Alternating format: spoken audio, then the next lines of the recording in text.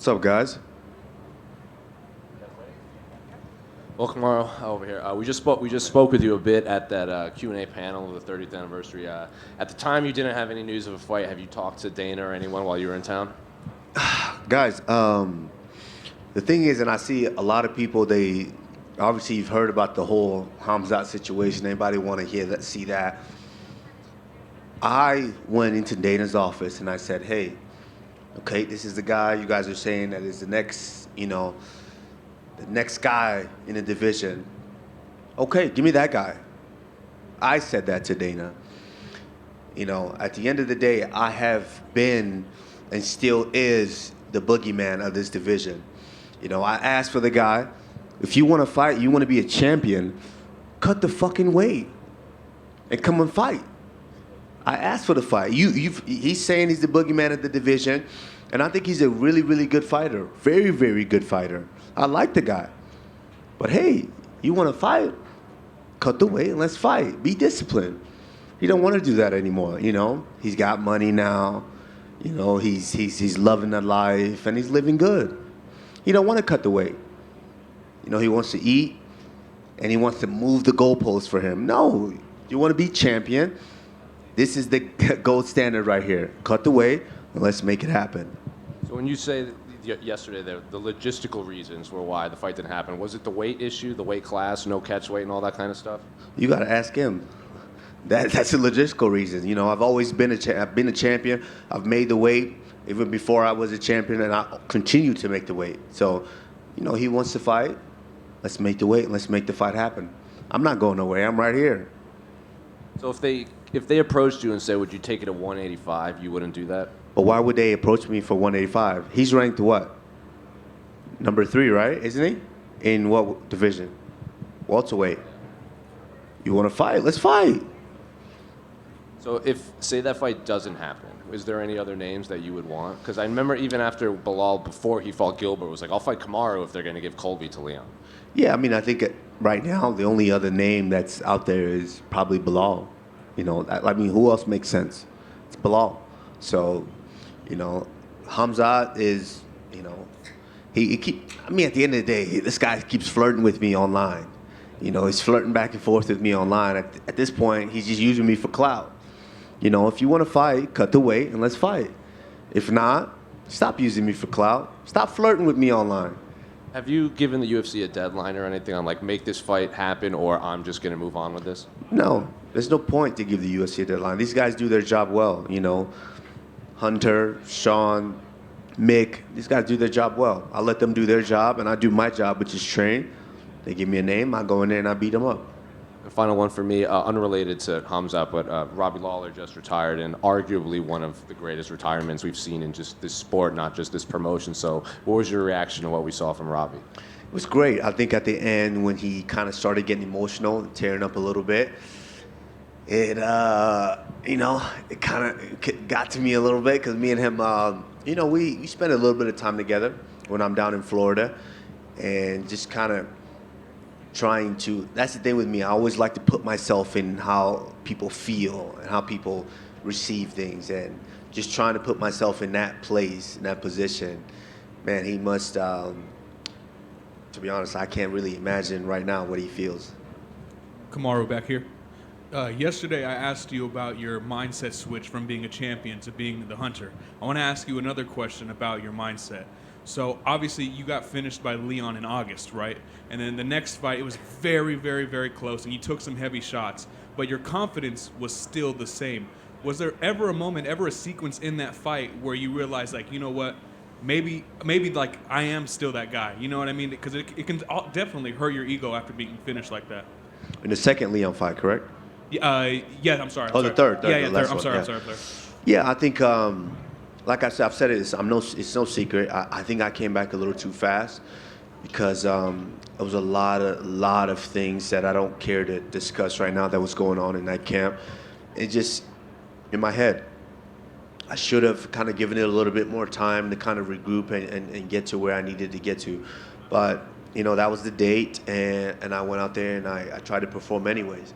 At the end of the day, that's not a Kamaru Usman fight. When was the last time you guys saw a Kamaru Usman fight that was close? It's not. So, the result went the way it went. But yeah, I think in the beginning of the fight, it was kind of trying to get my bearings. But towards the end of that fight, I was just like, I am that fucking guy.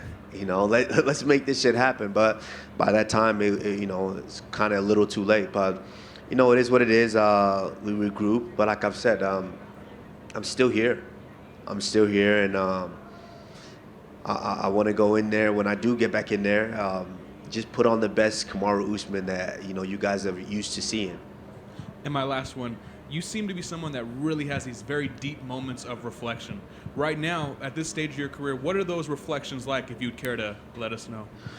They're like, watching Robbie Lawler retire. And it's like watching Jose Aldo and the Nogueira brothers get inducted into a Hall of Fame. And it's like, my daughter turns 9 in 2 weeks. It's like, shit, where'd the time go?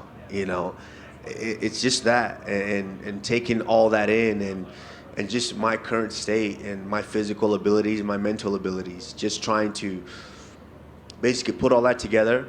If it's stepping back in there and performing, stepping back in there and performing. If it's not, then it's not. Kamaru, just down here. Down here, hi. We just saw Dricus du Plessis finish Robert Whittaker. I'm just curious, obviously you were cage-side, what you thought of that?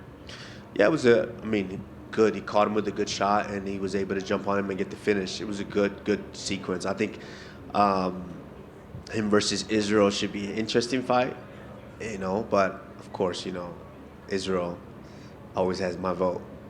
What did you think of their interaction in the cage? Interesting. Interesting. Kamaru over here. Yeah. Again, I know he's already booked up, but I was always curious, would you ever fight Shavkat Rakhmonov? I know he does train a bit at Kill Cliff. I know you kind of go back and forth between Denver and Kill Cliff. Is that a fight you would ever take, or is there kind of an unwritten rule you won't fight each other? Yeah, it's a fight I would take for the title. That's the thing is, at the end of the day, every man wants to be the champion. We get into this, when you get to the top of the sport, you want to be a champion. So who am I to deny him when I'm the champion, deny him of a shot at the championship? I'm not. But if it's not for the championship and we happen to train with the exact same coach, like, why? What's the point? Yeah, for sure. Were you surprised that he ended up getting Gastelum as an opponent? Because with that win over Jeff Neal, the first guy to finish Jeff in the octagon, some people felt like maybe he was going to get like a bigger name, like closer to a title shot, Kelvin Gastelum is a bigger name. Yeah. Kelvin Gastelum fought for the title. Kelvin Gastelum has beat multiple champions. Right. Kelvin Gastelum is a big name, and Kelvin Gastelum can fight. Let's not forget that. One of the biggest classic, Kelvin Gastelum versus Israel Adesanya. So we can't forget that. Like, I get it, as a young, streaking, a hot guy, but we can't forget Kelvin Gastelum is a dog in there too. Yeah, for sure. No, I sort of meant because he was at middleweight, he's coming back down. But I get what you're saying, obviously, with the Izzy fight. And then, obviously, it looks like Colby is going to end up fighting Leon Edwards. Just, were you surprised to see the UFC went that route instead of maybe going with Bilal Muhammad? No, Colby's been up there for a long time. It's just that, like I've said before, in the era that he exists, he has to live with the fact that Kamaru Usman was better, but Colby's a good fighter, very, very, very good fighter. If I'm not there, Colby's the champion, so, I think that's a fight, and if Colby's able to get that win, who knows? Just last one for me, does he beat Leon, do you think, or do you think Leon has his number? I think he definitely can.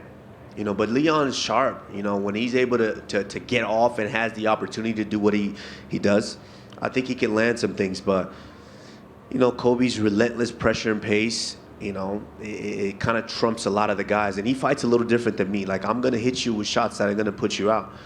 For him, he's going to hit you with shots that are just going to drain you. So, we'll see. I'll be watching that fight closely.